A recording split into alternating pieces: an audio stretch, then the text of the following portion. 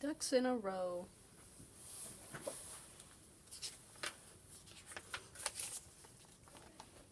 Max sat down. He put up his feet. He leaned back in his chair. "Oh yes," he said. "It's nice to relax." Max looked around. Brody was bringing in the newspaper. Dakota was warming Irene's feet. BB was singing the kittens to sleep. Everyone had something to do except for him. Said Max. "What do I do around here?" Sometimes he baked snacks, but he wondered if anyone liked them. "Does anyone need me to do anything?" Max asked, and no one answered. Just then, the doorbell rang. "I'll get it," Max yelled. On the steps stood 3 plump ducks in a row. "Aunt Pat, Aunt Dot, and Aunt Flo," said Max.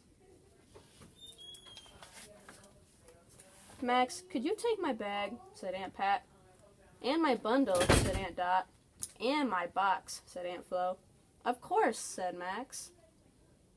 Max's aunt told everyone they were on their way south. They had stopped to visit until the first snowfall. The aunts sat down on the couch. "Max, could you make some tea?" said Aunt Pat.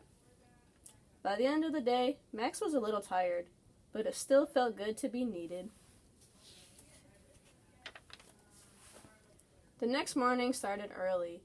"Max, could you open this jar?" said Aunt Pat. "And untangle this yarn?" said Aunt Dot. "And fix the toaster?" said Aunt Flo.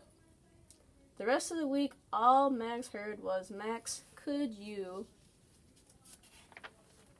turn on the TV, pop some popcorn, change the channel, shuffle the cards, roll the dice, keep the score, pick a pumpkin, pick an apple, pick some flowers."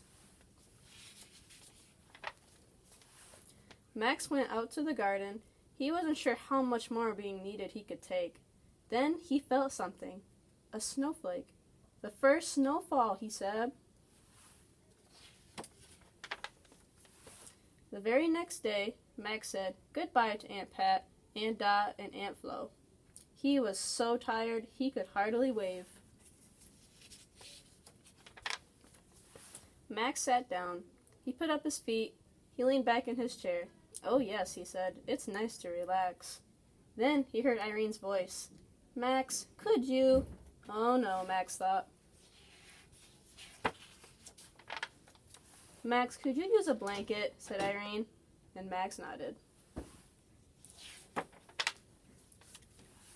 And he fell fast asleep.